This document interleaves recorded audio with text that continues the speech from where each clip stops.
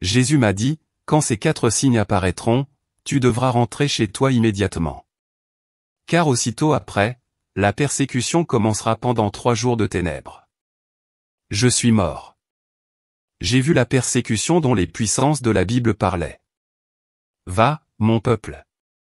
Entre dans tes chambres et ferme tes portes. Cache-toi un instant, juste un court instant, jusqu'à ce que la colère soit passée. Ésaïe 26, 20. Et je suis revenu juste pour vous dire cette vérité. Beaucoup d'entre nous pensent avoir le temps de se préparer. Mais dans la vision, j'ai vu clairement que la question n'est plus de savoir si, mais quand. Et ces 4 signes sont la clé de la survie pendant ces 3 jours d'obscurité. Si vous m'écoutez, laissez un commentaire avec un amen et dites-moi où vous en êtes, car je suis sûr que Dieu désire que vous entendiez ce message dans son intégralité aujourd'hui. Je suis une femme vivant dans l'Ohio. J'avais l'habitude de secouer la tête en lisant des articles sur les prophéties apocalyptiques. Mais un jour de septembre, il y a quelques semaines, ma vie s'est soudainement arrêtée. Mon cœur s'est arrêté. Une seconde. J'arrachais les mauvaises herbes du jardin quand soudain, j'ai ressenti une étrange douleur à la poitrine et le monde s'est mis à tourner. La seconde suivante, il n'y eut plus rien de froid, d'obscur, de silencieux, jusqu'à ce que tout disparaisse. J'étais projeté, entraîné par quelque chose d'irréel à travers un tunnel de lumière pure et rayonnante. Au bout du tunnel, il apparut. Je veux dire Jésus. Et puis, de façon inattendue, il me parla de ma mission. Winnie, dit-il, tu as été choisi pour apporter un message. Le monde est au bord d'un grand changement. Un changement pour lequel la plupart des gens ne sont pas prêts. Mon cœur battait fort et sa voix se faisait pressante. Quand ces 4 signes apparaîtront, rentre immédiatement à la maison. Ils marqueront le début d'une chasse de 3 jours. Une chasse ? Sa présence m'a fait comprendre qu'il ne s'agissait pas d'un jugement pour quelques élus. Non, d'un avertissement bienveillant pour tous ses enfants. Une occasion de se préparer aux jours les plus difficiles. Écoute, ma fille, a dit Jésus. Et d'un coup, tout a basculé. Pourtant, ce n'était pas choquant. C'était doux, comme un torrent d'événements. La première image m'a frappé comme un éclair. J'ai vu le monde, notre monde. Mais c'était le chaos. Les gens se bousculaient, cherchant des réponses partout. Les réseaux sociaux, les informations, les sites de conspirations étranges, partout sauf là où il fallait le chercher.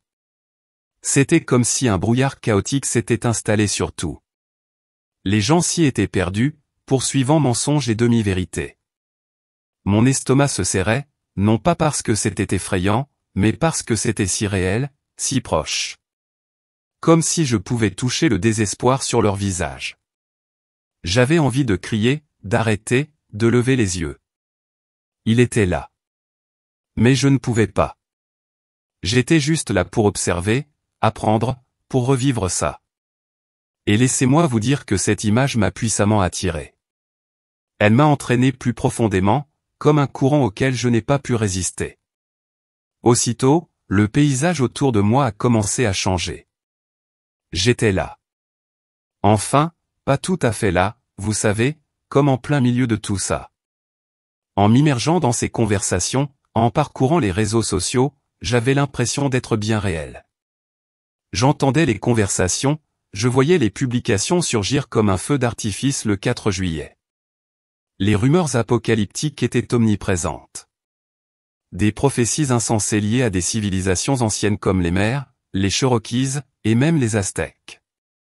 Des choses que j'avais ignorées comme absurdes dans l'Ohio, en me disant, allez, ce ne sont que des nouvelles sensationnelles. Jésus intervint alors, sa présence telle une main apaisante sur mon épaule. Il y a un fond de vérité dans ces mots. Et Winnie, dit-il, un doux grognement dans mon âme. Mais ils ont été déformés, mêlés à l'ignorance, à la superstition et à la peur humaine. Je veux que tu comprennes que ce qui est sur le point de se produire n'est pas un chaos aléatoire. C'est intentionnel. Cela a été prédit depuis longtemps. La vision a changé, mes amis, comme si on zappait sur une vieille télé. Soudain, je me suis retrouvé dans ce petit village de Caroline du Nord. En 1813, des maisons en bois partout, des gens portant des vêtements tissés à la main, l'air chargé d'une odeur de fumée de bois et de cheval. Et là, Charlie Dulot était là, debout sur un gros rocher plat, comme Moïse sur la montagne. Il agitait les bras frénétiquement, criant à propos des 3 jours d'obscurité qui s'annonçaient avec une violente tempête. « Suivez-moi dans les collines ou cachez-vous dans une grotte », cria-t-il. « Ou vous serez encore plus décimés. » Il affirma donc que la tempête emporterait tous les Blancs et tous les autochtones qui avaient affaibli leur mode de vie, ne laissant que les vrais Indiens. J'ai vu la panique s'abattre comme un tonnerre. La grotte était bondée, mon cœur battait fort dans l'obscurité et je flottais là, sentant une sueur froide de terreur me parcourir, la poitrine haletante, les yeux écarquillés. Puis plus rien. La tempête n'est jamais venue. Les jours ont passé et le vide est arrivé. La déception, comme un coup de poing dans le ventre. Ce sentiment. Difficile à surmonter. J'ai murmuré, la gorge serrée. Les gens sont revenus en foule, tête baissée, la foi craquée comme de la terre sèche. La voix de Jésus a retenti. Même alors, les gens sentaient l'obscurité arriver, a-t-il dit.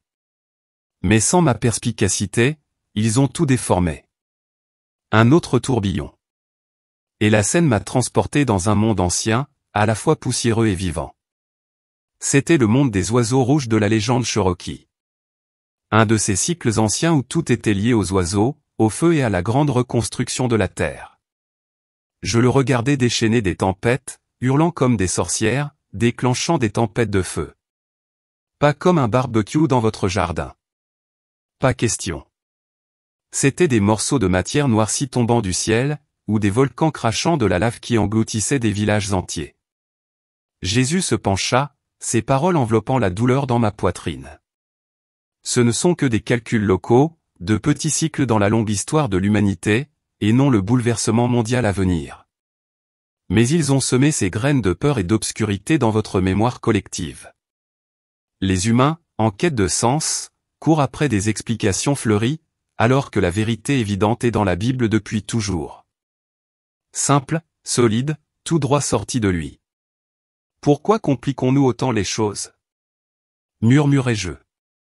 Soudain, je réalisai combien il est facile de se laisser tromper quand on est effrayé et confus, ignorant la véritable lumière qui nous appelle à la vérité.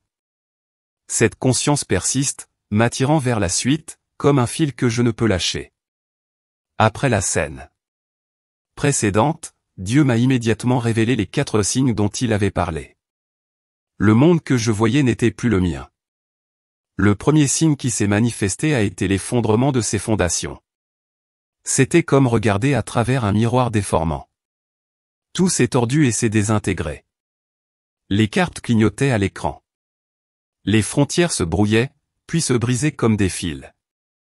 Des nations, des puissances puissantes, se sont affrontées. J'ai vu des diplomates en costumes officiels hurler, taper du poing sur les tables, des alliances s'effondrer comme du papier dans un incendie. Les organisations internationales, celles que nous pensions garantes de l'unité, se sont effondrées du jour au lendemain. Les traités ont été déchirés. C'était comme si tout ce que nous croyions solide s'était soudainement fissuré et désintégré. J'ai murmuré, la poitrine serrée sous le poids de tout cela. Puis l'économie s'est effondrée de façon catastrophique. Les marchés boursiers du monde entier ont dégringolé comme des montagnes russes. Les gens ont tout perdu. Emplois, maisons, et économies envolées. J'ai vu des foules envahir les rues, les yeux enfoncés dans le désespoir, brandissant des pancartes, implorant de l'aide qui arrivait en vain. Ce n'était pas seulement l'argent. C'était tout le système, le gouvernement, les banques, tout ce dont nous dépendons, qui s'effondrait. J'avais les mains froides, le cœur battant la chamade en voyant ma ville être emportée par les eaux. La peur n'était pas seulement la leur. Elle était aussi la mienne. Une terreur impuissante alors que les fondements de la société s'effondraient. Jésus n'avait pas encore prononcé un mot, mais je le sentais là, inébranlable, comme s'il attendait que je comprenne tout. C'était le premier signe. Et ce n'était pas qu'un titre. C'était le début de quelque chose d'irréversible. La vision a changé et je jure que c'était comme entrer dans un film catastrophe, mais en bien pire. Le deuxième signe de ces terribles catastrophes naturelles était que la Terre commençait à trembler. J'ai vu des ouragans, des super-ouragans, balayer les continents, laissant des cicatrices visibles du ciel. Pas de simples ouragans, c'est sûr. C'étaient des monstres, aplatissant tout, déchirant les forêts comme des allumettes. Puis la terre trembla violemment. Les grandes villes et leurs gratte-ciels étincelants s'effondrèrent comme des châteaux de cartes. Les tremblements de terre ne se contentèrent pas de trembler. Ils engloutirent des rues entières. Des volcans entrèrent en éruption, crachant de la lave et des cendres, transformant des villages en enfer sur terre. Hollywood n'est rien comparé à ça, pensais-je. J'avais la boule au ventre. Les sécheresses ont ravagé la terre. Les champs se sont fissurés sous un soleil de plomb. Les récoltes ont été anéanties. Les gens ont souffert de la faim. Puis les inondations sont arrivées, intenses, implacables, engloutissant des plaines entières, emportant maisons, voitures, vies. La terre n'a pas seulement tremblé. Elle a gémi. J'ai ressenti, et non pas seulement entendu, une douleur profonde et douloureuse, comme si la planète elle-même hurlait à la catastrophe que nous avions provoquée. Le ciel prit d'étranges couleurs, jaune et violet, et l'air était lourd, comme si on respirait à travers une couverture mouillée. Et quelque chose arrive, murmurai-je, la gorge serrée, la tension me donnant la chair de poule. Ce n'était pas seulement la nature qui agissait. C'était une réaction, une protestation contre le péché de l'humanité. Jésus resta silencieux. Mais sa présence m'a révélé qu'il s'agissait du deuxième signe, un avertissement écrit de la voix même de la terre. Et laissez-moi vous dire que j'avais l'impression que le monde entier retenait son souffle, attendant la suite. La vision du troisième signe montre un monde où la moralité s'effondre, la criminalité explose, les vols, les meurtres, comme si personne ne s'en souciait plus. Ce qui nous choquait autrefois est désormais considéré comme normal, voire progressiste. Les valeurs familiales sont abandonnées. Les gens deviennent froids, égoïstes, égocentriques. Le mensonge et la cupidité sont omniprésents, manipulant tout. Je vois des voisins se disputer, des familles se désagréger, un amour plus froid qu'un hiver de l'Ohio. Mon cœur se serre, lourd comme la pierre, tandis que je regarde tout cela se dérouler. Puis survient un choc déchirant qui me glace le sang. Je vois des scandales, des maltraitances infantiles horribles et horribles, la traite des êtres humains, des enfants vendus comme s'ils n'étaient rien. Pire encore, personne ne semble s'en soucier. Les nouvelles défilent. Les gens haussent les épaules. Passons à l'histoire suivante. C'est comme si leur conscience s'était engourdie. Pensais-je, les larmes aux yeux. J'aurais voulu crier, les réveiller. Mais je n'étais qu'un témoin, prisonnier de ce cauchemar. Ces visages d'enfants étaient gravés en moi à présent. La voix de Jésus, douce mais ferme, a brisé ma terreur. C'est là que l'humanité a atteint les limites de ma patience. Il a dit, quand le mal est qualifié de bien et que la justice est pervertie par le pouvoir et l'argent, c'est une société qui se détruit de l'intérieur. La douleur dans ces mots reflétait la mienne, un mélange de dégoût et de chagrin. C'était le troisième signe. Et il ne s'agissait pas seulement du mal. Il s'agissait d'un monde si perdu qu'il ne faisait plus la différence entre le bien et le mal. J'avais la nausée, mais je savais qu'il y avait encore beaucoup à découvrir. Le dernier panneau leva mes yeux vers le ciel, mais ce n'était pas le ciel bleu et limpide de l'Ohio que je connaissais. Des choses étranges se produisaient là-haut. Des choses que la science ne pouvait pas toucher. Des objets, lumineux et inexplicables, traversaient le ciel, se déplaçant si vite qu'ils défiaient toutes les lois de la physique que je connaissais. La lune scintillait d'étranges couleurs, rouge sang, puis pâle comme la cendre. Les étoiles scintillaient, certaines disparaissant, d'autres éclatant d'une étrange lumière que personne ne pouvait identifier. C'était comme si l'univers envoyait un signal, et il n'était pas amical. J'avais la chair de poule, un frisson me parcourait l'échine malgré l'absence de vent. Une sensation flottait dans l'air, lourde, électrique, comme le calme avant la tempête, mais en plus violent. Les gens en bas levaient les yeux, inquiets, ne comprenant pas pourquoi leur cœur battait si fort. Des pluies de météores illuminaient la nuit, mais pas avec la beauté qu'on aurait pu imaginer. Elles étaient chaotiques, contre nature. Un objet étrange, une sorte de corps céleste, planait plus près que d'habitude, brillant comme s'il n'y était pas. On aurait dit que l'univers sonnait l'alarme. J'ai murmuré, la voix tremblante d'émerveillement et d'un peu de peur. Jésus parlait, ses paroles fermes, me rassurant. Ce sont les signes dans le ciel. J'en ai parlé dans la Bible, annonçant le début de jours sombres, une intervention surnaturelle dans votre monde. Ce n'était pas seulement d'étranges lumières. C'était la main de Dieu qui agitait le ciel, nous réveillant. J'étais abasourdi, la tête qui tournait, tant c'était énorme. Êtes-vous prêts pour ce qui va arriver? Si votre cœur bat la chamade, laissez un « Amen » dans les commentaires et dites-moi d'où vous regardez. Je veux savoir qui, à travers l'Amérique, ce message touche. Alors que les 4 signes atteignaient leur paroxysme, j'ai entendu Jésus parler. Sa voix n'était pas un simple son, mais un tonnerre qui secoua tout mon être, résonnant dans chaque recoin de mon âme. Il lut Ésaïe 26, 20-21, chaque parole est imprégnée de puissance et d'amour. Viens, mon peuple, entre dans tes chambres et ferme les portes derrière toi. Cache-toi un instant, jusqu'à ce que sa colère soit passée. Car le Seigneur sort de sa demeure pour punir les habitants de la terre pour leurs péchés. La terre dévoilera le sang versé. La terre ne cachera plus ses victimes. Je l'ai ressenti, vous tous. Chaque syllabe était lourde. Comme gravée dans l'éternité. Mon cœur battait fort, non seulement d'émerveillement, mais aussi sous le poids de ces paroles. Rentrer chez soi ne se résumait pas à fermer sa porte à clé.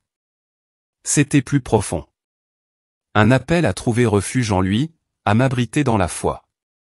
Sa voix portait cette urgence comme une alarme incendie au cœur de la nuit. C'est l'appel final.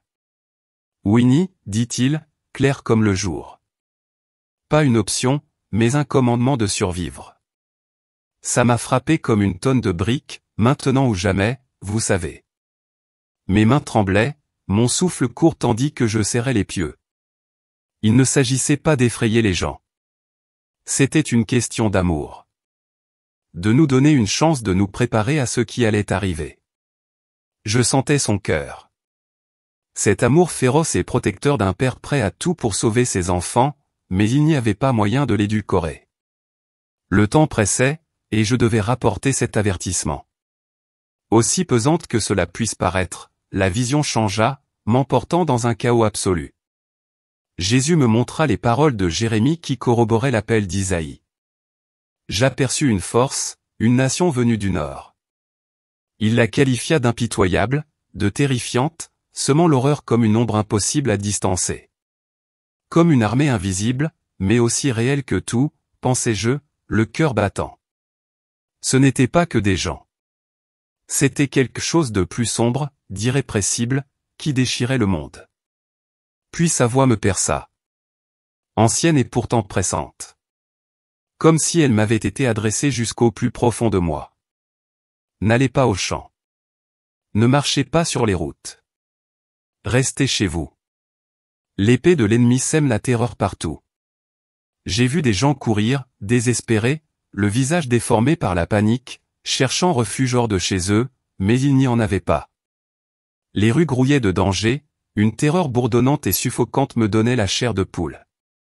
J'avais envie de crier, de rentrer. Mais je n'étais qu'un témoin. La peur me serrait la gorge. Pourtant, mêlée à cette terreur, se mêlait une certitude inébranlable, la promesse divine de protection pour ceux qui obéiraient. Restez chez vous, avait-il dit. Et j'ai senti cette vérité s'installer en moi comme une bouée de sauvetage dans la tempête. Mon cœur battait fort, mais pas seulement à cause du chaos. C'était le poids de savoir que la sécurité était possible, mais seulement si nous écoutions. Ce n'était pas une suggestion. C'était un ordre divin, et je sentais le tic-tac de l'horloge s'intensifier à chaque seconde. Puis vinrent les instructions. Clair comme une cloche, revêt-toi d'un sac. Roule-toi dans les cendres. Pleure comme un fils unique. Car le destructeur s'abattra sur nous soudainement. Ma poitrine se serra, non pas de peur, mais de l'urgence de ses paroles. Jésus m'expliqua, avec douceur mais fermeté, qu'il ne s'agissait pas d'un rituel à l'ancienne. Non, c'était un symbole, un appel profond à la repentance, à se dépouiller de tout ce qui est mondain et à s'humilier devant lui. C'est comme se débarrasser de tout son bagage, ne laissant que soi et Dieu. Je pensais, les yeux brûlants sous le poids de cette pensée. Il s'agissait de se réconcilier avec lui, de rompre avec le péché et de se concentrer uniquement sur notre relation avec le Seigneur. Mets ton âme en quarantaine, semblait-il dire. Pas seulement ton corps. Je ressentais ce besoin pressant comme un compte à rebours invisible, mais palpable au plus profond de moi. Il ne s'agissait pas de gagner le salut. C'est son don. Mais il s'agit de préparer son cœur à tenir bon quand la tempête frappe.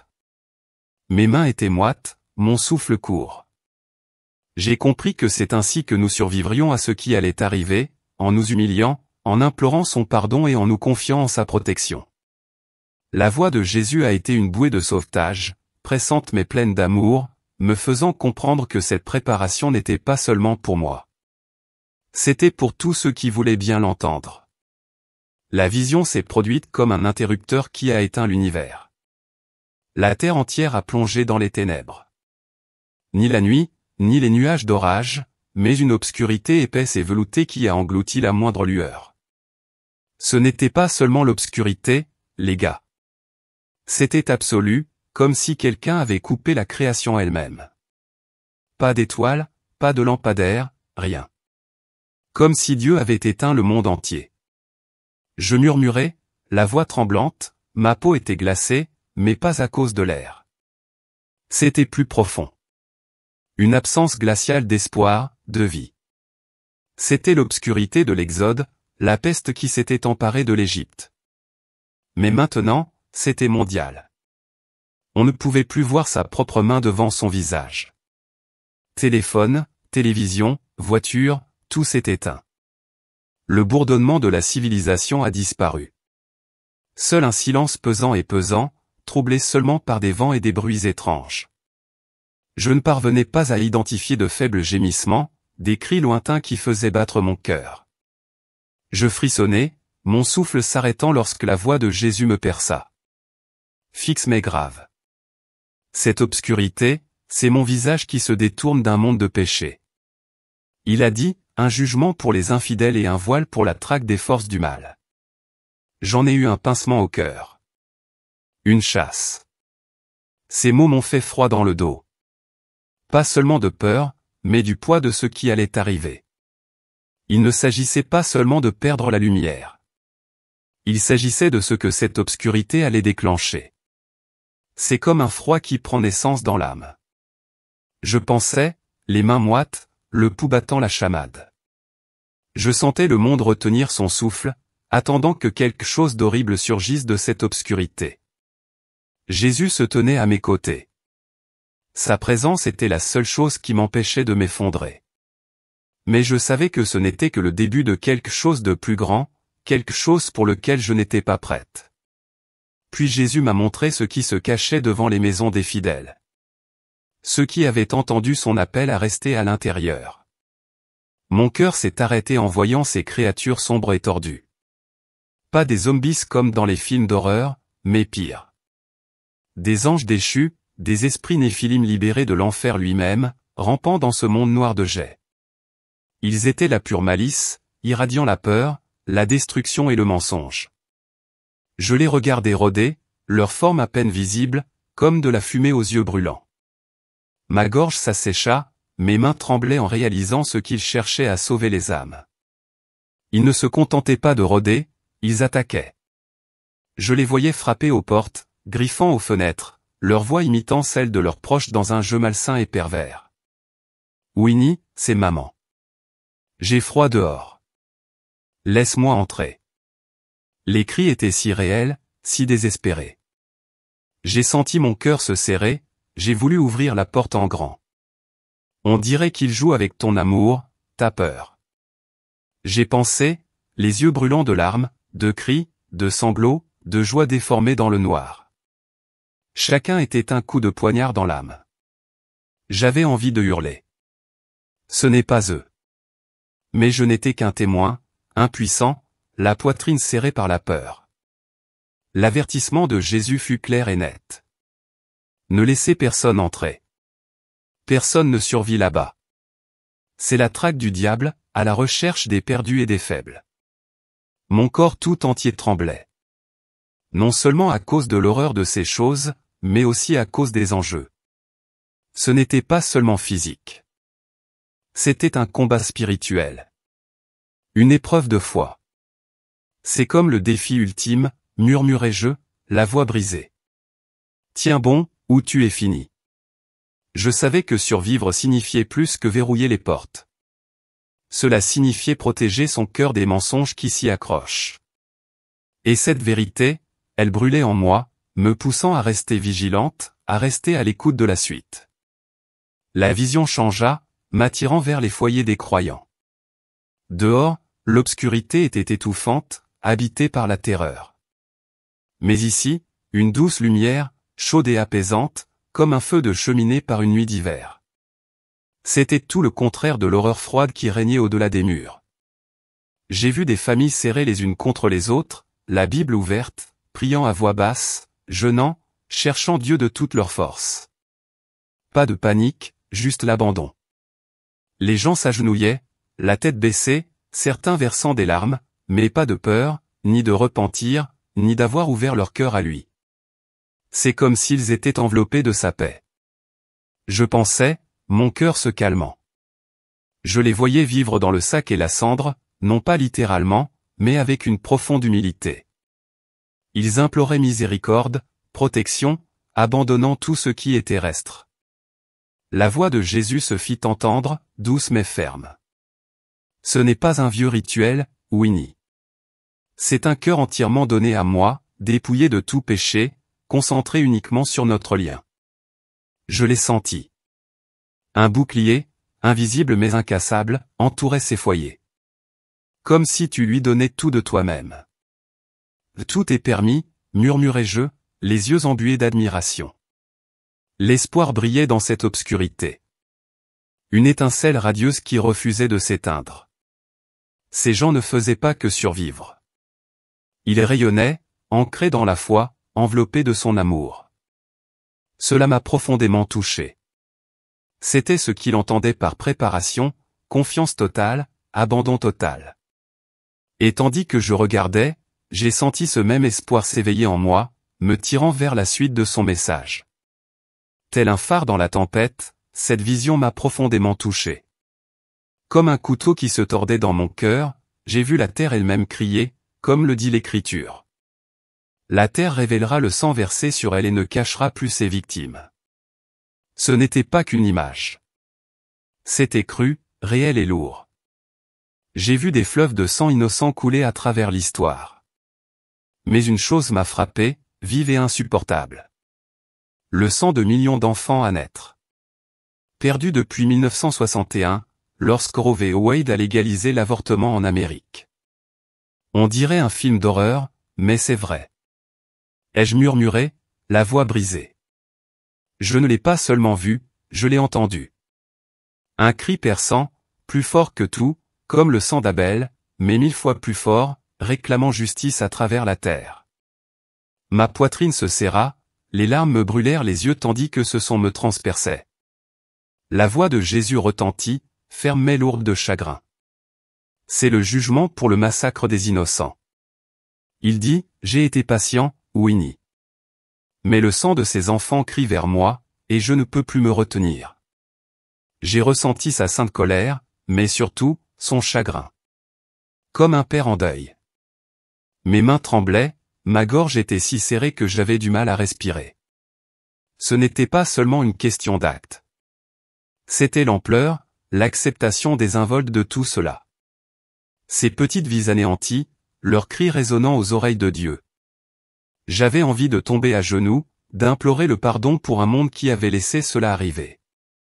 Ce n'était pas qu'un signe. C'était un jugement. Et cela m'a laissé à vif, sachant qu'il y avait plus à voir. La vision a changé. Et je jure que ce que j'ai vu m'a glacé le sang. Jésus a levé le voile sur les recoins les plus sombres du monde. Des choses que les gens appellent des théories du complot, mais qui se sont avérées terriblement réelles. J'ai vu des groupes obscurs, se faisant appeler Illuminati, Nouvel Ordre Mondial, des sociétés secrètes au nom que je ne pouvais même pas prononcer. Ils faisaient des choses si ignobles que ça me retournait l'estomac, trafic d'enfants, abus à l'échelle mondiale, rituels comme la cuisine spirituelle, cérémonies perverses et démoniaques pour obtenir du pouvoir et une longévité surnaturelle. C'est réel. J'ai haleté, le cœur battant. J'ai vu des centaines de milliers d'enfants disparaître chaque année, leur sort si horrible que je pouvais à peine supporter de le regarder. Puis j'ai vu ces hommes puissants, des noms comme Rockefeller, Kissinger, étrangement inchangés, comme si le temps les avait oubliés. J'ai cru à un montage photo. J'ai murmuré, la chair de poule. Mais non, c'est bien réel. Ils étaient liés à ces crimes, profitant de la souffrance, se cachant derrière la richesse et l'influence. La voix de Jésus me frappa, calme, mais inflexible. Ce sont les serviteurs de Satan, des sbires à tous les niveaux. Les plus humbles sont trompés. Les fantassins seront démasqués et punis. Les plus haut placés, eux, se cachent dans leur bunker souterrain, pensant échapper à mon jugement. Mes mains devinrent moites, mon souffle court. Ils se croient plus intelligents que Dieu, pensais-je, horrifié. Ce n'était pas que des crimes. C'était un défi direct à Dieu. Un réseau de malice tissé au cœur du monde. J'étais malade. Mais la présence de Jésus me maintenait ferme, m'incitant à tout voir, à ramener cette vérité. Ce fut un signal d'alarme, et cela me bouleversa jusqu'à la moelle. Jésus me révéla le sort de ces malfaiteurs exposés dans cette obscurité étouffante. Impossible de se cacher, impossible de s'échapper. Les fantassins, ceux qui avaient permis ces horreurs, étaient traqués par les forces démoniaques qu'ils avaient servies. Je les voyais courir, hurler, le visage déformé par la panique, mais personne pour les sauver. L'obscurité n'était pas seulement extérieure, elle était en eux, les déchirant. Mon cœur s'emballait, ma peau me picotait de terreur. Ce n'est pas comme une émission de télé sanglante, me suis-je dit, d'une voix à peine murmurée. C'est pire, un tourment spirituel inimaginable. La voix de Jésus était ferme, comme celle d'un juge prononçant un verdict. C'est ma justice. Winnie, la fin d'une époque où le mal était toléré, une purification pour ceux qui m'ont défié. Ce n'était pas une question de sang et de tripes. C'était plus profond, une prise de conscience qui touchait l'âme. Ceux qui avaient bâti leur vie sur le mensonge, qui avaient tiré profit de la souffrance, devaient maintenant faire face à un prix si lourd que j'en avais mal à la poitrine rien qu'à les voir. Je ressentais sa colère légitime, mais aussi sa tristesse, comme s'il avait souhaité éviter cela. La vérité était cruelle. Le mal ne gagne pas. Pas à la fin. Mais en le voyant se dérouler, j'ai été bouleversé, accroché à sa présence, sachant que c'était le dernier avertissement que je devais partager. Et puis, comme ça, l'obscurité a commencé à se lever. Pas lentement, mais comme un rideau tiré d'un seul coup. J'ai vu la première aube après 3 jours d'obscurité totale et étouffante. Ce n'est pas que la lumière du soleil, murmurai-je d'une voix tremblante. C'est pur, radieux, vivant, comme une nouvelle énergie, une nouvelle vie. L'air était pur, vif, comme après une pluie d'été. Mais il y avait quelque chose de plus, un calme, la sensation d'un monde renouvelé, renaissant. Mon corps tout entier vibrait, comme si l'électricité me parcourait. Et j'ai senti la présence de Dieu plus forte que jamais, m'enveloppant, stable dans mon cœur battant. Alors, Jésus a parlé, sa voix claire et puissante. Lecture d'Isaïe 6, 1-2, lève-toi, brille. Car ta lumière est arrivée, et la gloire du Seigneur se lève sur toi. Voici, les ténèbres couvrent la terre, et d'épaisses ténèbres couvrent les peuples. Mais le Seigneur se lève sur toi et sa gloire apparaît sur toi. Chaque mot a fait étincelle, allumant l'espoir au plus profond de ma poitrine. J'en ressentais la puissance. La promesse. Ce n'était pas seulement du deuil. C'était un nouveau départ, une purification après la tempête. La vision suivante m'a bouleversé. J'ai vu les fidèles, ceux qui avaient obéi, ceux qui étaient restés enfermés chez eux pendant ces 3 jours sombres, sortir. Ils n'étaient pas seulement en sécurité. Ils rayonnaient. Non pas une lueur de halo de dessin animé, mais une douce lumière rayonnante jaillissant de leur âme, comme Moïse descendant de Si, le visage rayonnant de la gloire divine.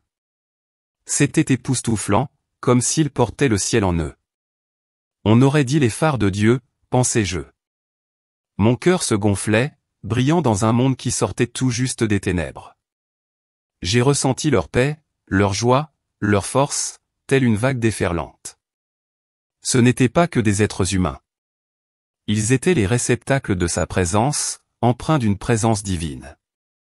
Ma gorge s'est serrée, les larmes ont coulé tandis que je les regardais bouger, sans peur, emplis d'une puissance tranquille. Il ne s'agissait pas seulement de survivre. Il s'agissait de porter sa lumière dans un monde brisé. Je sentais l'espoir monter en moi, brut et réel, comme un feu qui s'embrase. La gratitude m'envahissait pour leur fidélité, pour sa promesse tenue. Voilà ce qu'il voulait dire. J'ai murmuré d'être sa lumière. Cela m'a profondément touché. Ces gens n'étaient pas seulement sauvés. Ils avaient été choisis pour briller.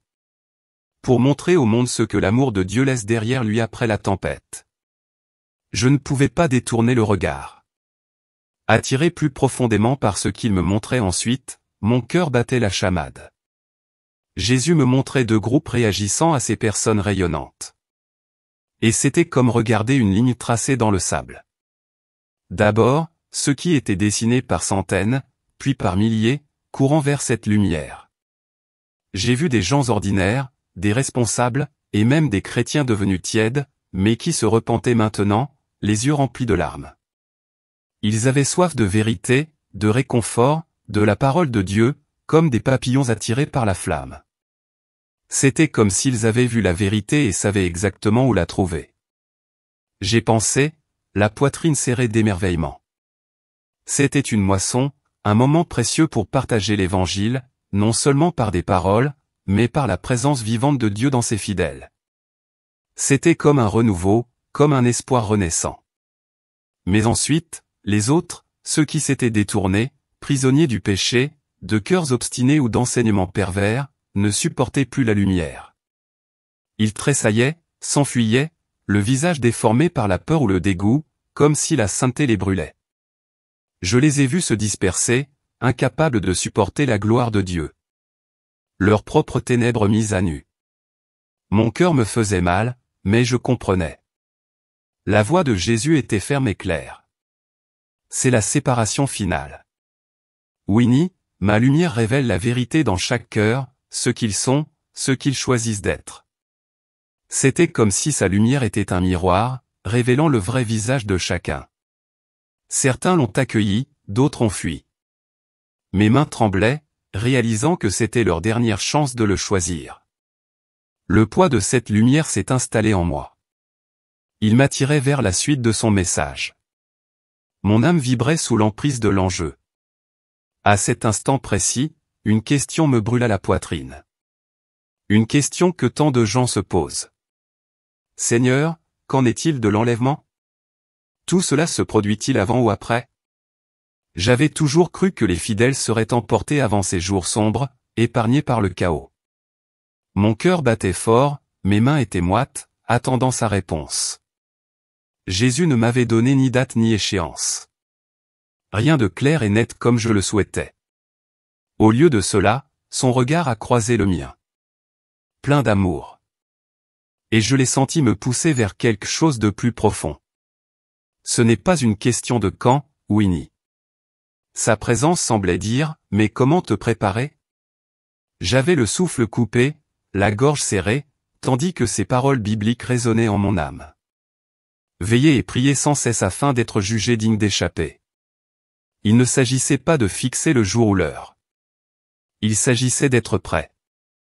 À chaque instant, je ressentais ce poids, non pas lourd comme un fardeau, mais urgent, comme un appel à l'action. Mon esprit s'emballait, repensant à toutes les fois où je m'étais disputé avec mes amis de l'église au sujet de l'avant ou de l'après-tribulation. Et là, il changeait ma perspective. « Seigneur, j'ai compris », murmurai-je, les larmes aux yeux. C'est mon cœur qui compte, pas un calendrier. Son amour m'enveloppa, me stabilisant pour ce qu'il allait dire ensuite, m'entraînant plus profondément dans son plan. Jésus continua, sa voix douce mais perçante, comme s'il dénouait un nœud dans mon âme, me préparant à l'enlèvement. Et pendant ces 3 jours sombres, c'est le même processus, Winnie. Il ne s'agit pas de gagner le salut. Ça n'a jamais été le but. Il s'agit de purifier ton cœur, de me chercher de toutes tes forces. Mes mains tremblaient. Mon cœur battait fort comme si j'entendais ça pour la première fois. On ne peut pas porter une valise pleine de péchés et espérer s'envoler. Je pensais que ma voix n'était qu'un murmure. Ce genre de choses vous pèse. Vous savez, il parlait des chrétiens qui avaient perdu leur foi, de ceux qui s'étaient endormis à leur poste, se laissant éloigner de lui par le monde. Ils sont comme des gardes du temple qui s'assoupissent, ignorant quand le maître viendra, dit-il. Ma poitrine se serra en pensant à mes connaissances, des gens bien, mais distraits, occupés par leur travail, leurs écrans, ou quoi que ce soit d'autre. Jésus laissait entendre que ces 3 jours d'obscurité pourraient être un signal d'alarme, une dernière chance pour eux de raviver leur premier amour, de laisser leur foi s'embraser à nouveau. J'ai ressenti ce mélange d'espoir et d'urgence comme un feu qui s'embrasait en moi. Il ne s'agissait pas seulement de survivre. J'ai réalisé que mes yeux s'embuaient. Il s'agissait de prendre vie en lui. Ces paroles n'étaient pas une réprimande. C'était une supplication. Une chance de me remettre sur pied avant qu'il ne soit trop tard. Je sentais l'enjeu, mon pouls s'emballait, sachant que c'était une vérité que je devais partager. Aussi lourd que cela puisse paraître, son amour m'a submergé comme une vague. Jésus veut que tous ses enfants soient sauvés avec lui pour toujours. Mais il ne force personne. Il ne pousse personne. Vous savez, me suis-je dit, le cœur gonflé. Il trace le chemin et il faut choisir de le suivre. Cela m'a profondément touché, comme une vérité que j'avais toujours connue mais que je n'avais jamais vraiment ressentie jusqu'à présent. Mes mains étaient fermes, mais mes yeux humides. Réalisant combien il nous aime, nous laissant le libre arbitre même quand cela lui fait mal, j'ai eu cette révélation cachée. Clair comme le jour, le timing importe moins que de rester éveillé, prêt chaque jour. La foi n'est pas une chose ponctuelle. C'est un cheminement, une relation quotidienne avec lui. Son amour est si grand qu'il nous réveille, même dans les moments les plus sombres, comme ces 3 jours-là. C'est si réconfortant, murmurai-je, la voix brisée, sachant que quoi qu'il arrive, il m'aime et me veut à ses côtés. Ce n'était pas une question de peur. C'était une question de confiance, de le choisir chaque jour. Cette vérité s'est installée en moi, chaleureuse et stable, comme une promesse à laquelle je pouvais m'accrocher. Je savais que je devais dire aux autres que son amour est une bouée de sauvetage et qu'il nous appelle à la maison. Si seulement on disait oui. Et puis, hop. J'ai senti comme une corde me tirer en arrière. L'odeur d'antiseptique m'a empli les narines et les infirmières s'activaient, la voix basse et pressante. Je suis de retour, murmurai-je, ma voix, le corps endolori. J'étais allongé dans un lit d'hôpital froid, des tubes serpentant entre mes bras. Mais mon âme, elle, vibrait, pleine de lumière et d'un poids immense. Les médecins étaient stupéfaits, qualifiant ma guérison de miracle médical. Ils disaient que mon cœur s'était arrêté quelques minutes. Mais maintenant, j'étais là, respirant, conscient. J'avais du mal à hocher la tête, les mains tremblantes, non pas de peur, mais de quelque chose de plus grand, de trop réel. C'était le poids du message que j'avais reçu, les images imprimées en moi.